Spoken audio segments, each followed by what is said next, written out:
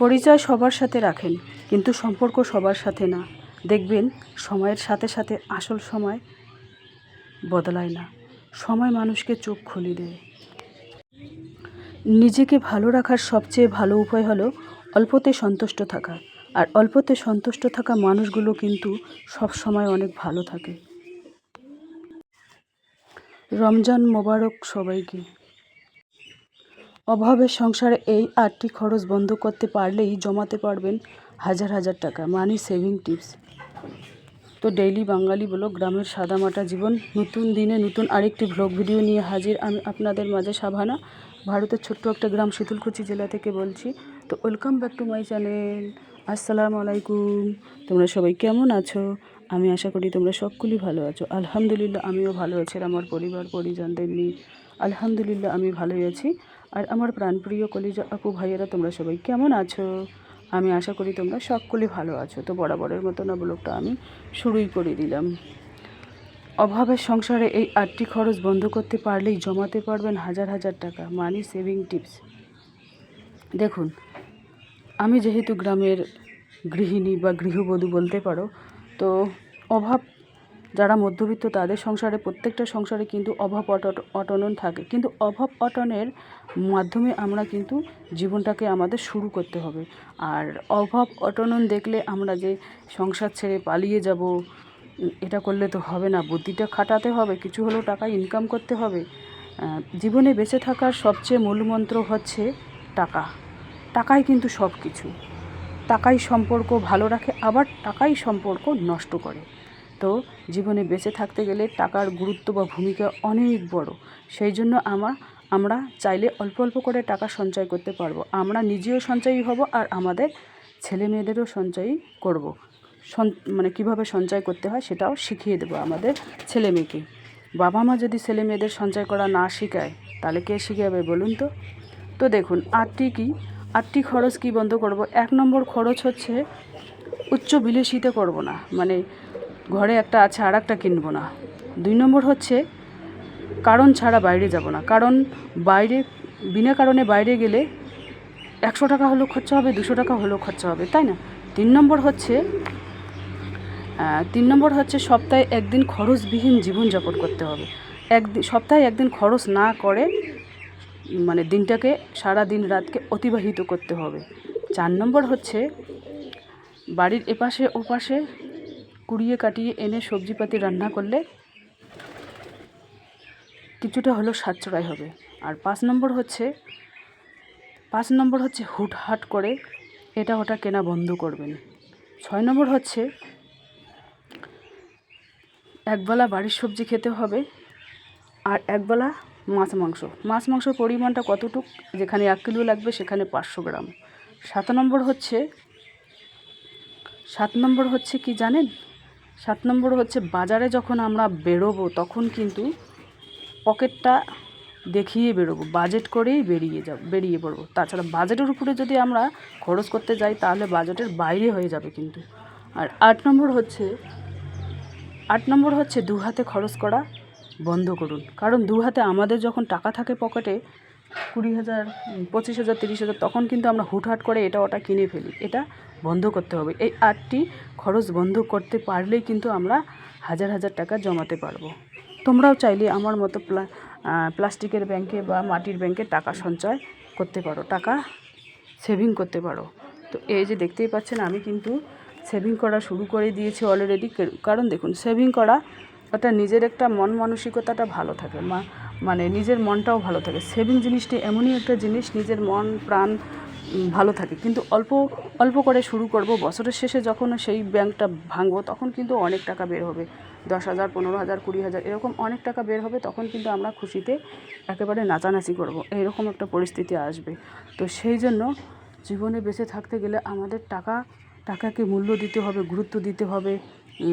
টাকাকে মানে সময়কেও মূল্য দিতে হবে, সময়কে টাকার মতোও মূল্য দিতে হবে, তাই না? গুরুত্ব দিতে হবে। সময় কারোর জন্য থেমে থাকে না। ঘড়ির কাঁটা সকাল থেকে শুরু হয়, মানে 24 ঘন্টা ঘড়ির কাঁটা চলতে থাকে, কারোর জন্য কিন্তু আটক হয় না। সেই জন্য আমরাও জীবনের পথে চলার পথে অনেক কিছু বাধা আসবে, আপদ বিপদ আসবে, ঝগড়াঝাটি বিপদ আপদ অনেক কিছু আসবে, কিন্তু এইগুলোকে অতিবাহিত করে জীবনযাপন করার নামই হচ্ছে জীবন। তো যাই হোক, তোমরাও চাইলে আমার মতো করে জীবনটাকে সুন্দরভাবে অতিবাহিত করতে পারো। আর রমজান মোবারক সবাইকে, সবার রোজা ভালো কাটুক আলহামদুলিল্লাহ, এটাই আমি আল্লাহর কাছে দোয়া করি। তো আমার তো 3টে রোজা আর কি নষ্ট হয়ে গেছে, দিতে পারিনি, কারণ এই কারণে মানে জানোই তো মেয়েদের, মহিলাদের 5-6টা রোজা হয় না, মানে প্রত্যেক মহিলাদের হয় না, ওই কী যেন পিরিয়ডের সময় আর কি।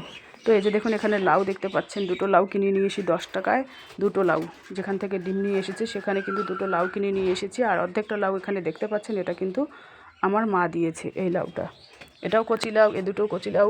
আমি মনে মনে আশা করছি যে লাউ কিনে নিয়ে আসবো। লাউ এখন তো গরম পড়েছেই, অত আর ঠান্ডা লাগে না, তো লাউয়ের তরকারি কিন্তু মানে খুবই উপকারী শরীরের পক্ষে। তো যাই হোক, এই যে দেখতে পাচ্ছেন ডিমগুলো আমি এভাবে রাখছি, কারণ বড়গুলো আলাদা রাখছি, ছোটোগুলো আলাদা, আর খুব বড় বড় যেটা সেগুলো কিন্তু বেঁচে আমি রেখে দিই আমাদের বাড়িতে খাবার জন্য আর কি। তো বড় সাইজের ডিমগুলো দেখে মানুষ ভয় পায়, কি বলে ভয় পায় জানো? ভয় পায় এগুলো পোলট্রি, কেউ বলে পোলট্রি, কেউ বলে কী যেন জিএসটি, কেউ বলে মানে সবাই এক এক নামে আর কি বলে। তো সেই জন্য আমি আর কি বড় বড় সাইজেরগুলো বেছে রেখে দিই, এই 1 পাতা 1.5 পাতার মতো বড় সাইজে রেখে দিয়েছি। ওইগুলো আমরা খাবো, যেমন ডিম দিয়ে আলু ঘাটি ভালো লাগে, ডিম কোনো দিন শর্টকাটে কোনো মানে সময় পেলাম না, 2টো ডিম ভেজে দিলাম, এটাই আর কি সুবিধা। ডিম থাকলে, ঘরে ডিম থাকলে 2-4 জন আত্মীয় স্বজন আসলে হুটহাট করে কিন্তু এই ডিমটা বানিয়ে দেওয়াটাই বেটার আমার পক্ষে। আর মাছ মাংস ওই সময় তো দুপুর সময় বন্ধ থাকে বাজার ঘাট, মনে করো দুপুরে কোনো আত্মীয় আসলো বাসায়, তখন সেই আত্মীয়কে কীভাবে আপ্যায়ন করব?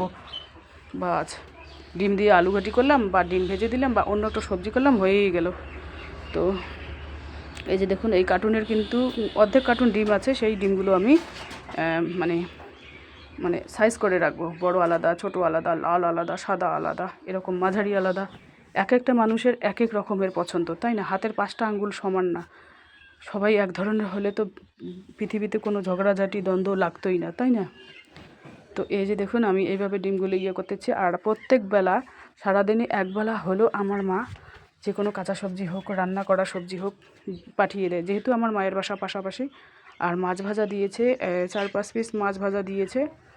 মাছটা লাউর মধ্যে দেব না, মাছটা এমনি কড়কড় করে ভাজা করব, লাউর মধ্যে তো দিবই না। তো এই যে দেখতেই পাচ্ছেন, এই ড্রামের মধ্যে ডিম থাকলে কিন্তু একটাও ফাটার চান্স থাকে না, আবার কোনো সমস্যা হয় না, সেই জন্য আমি ড্রামে করে ডিম রেখে দিই। ঘরে রাখলে ড্রামের মধ্যে বেশিরভাগ রেখে দিই, আর ওই কার্টুনের মধ্যে, বিস্কুটের পেটির মধ্যে রেখে দিই। বিস্কুটের পেটির মধ্যে যদি ডিম রাখা হয় তাহলে কোনো ফাটার কোনো সমস্যাই হয় না আর কি। এই যে, আর বর্তমান রোজা এগিয়েছে, এই কারণে আগের বছর রোজা আরও এগিয়ে যাবে, তখন ঠান্ডায় পুষ মাসে পড়বে আর কি। এবার তো ফাল্গুন মাসে পড়েছে, ফাল্গুন মাসে না, ফাল্গুন মাসেই পড়েছে, পুষ মাঘ। আগের বছর মাঘ মাসে, নাহলে পুষ মাসে রোজা হবে, তখন ছোট দিন হবে, খুব সুন্দরভাবে আর কি কাটানো যাবে। তবে আগেরবার আম কাঁঠালের সময় কিন্তু রোজা ছিল, আম কাঁঠালের সময় রোজা ছিল, খুব কিন্তু মজা ছিল আর কি। আম কাঁঠালের সময় খুব মজা ছিল, এখন আম কাঁঠাল নেই, এখন মনে হয় সেই মজাটা হবে না। তো এই যে দেখুন ডিমগুলো এভাবে আমি মানে টেমের মধ্যে রেখে দিচ্ছি আর কি। মানে ভিডিওটা আমি এডিট করতেছি ওই মুরগিদের বাসার নিচে, তো কবুতরগুলো মানে ওড়াউড়ি করতেছে আর কি। মুরগিদের সব ব্লকের মধ্যে মুরগিদের দেখাতে পারি না, কারণ সেই পরিস্থিতি থাকে না, এখন এডিট করতেছি। যাই হোক, যখন যতটুকু সময় পাই তখন ততটুকুই সময়ের মধ্যে ব্লগ করি আর কি। তো আমার আশা আছে 100 পিস মুরগি করার, ডিমের মুরগি, তখন আর কি বেশিরভাগ আমি মুরগিদেরই দেখাবো, মুরগিদের খাবার দেওয়া, কিভাবে সুস্থ থাকবে, কিভাবে ওষুধ খাওয়াবো, এই বিষয় নিয়ে আলোচনা করব তোমাদের সামনে। তো চলো টাটা, আল্লাহ হাফেজ, আজকের ব্লগ।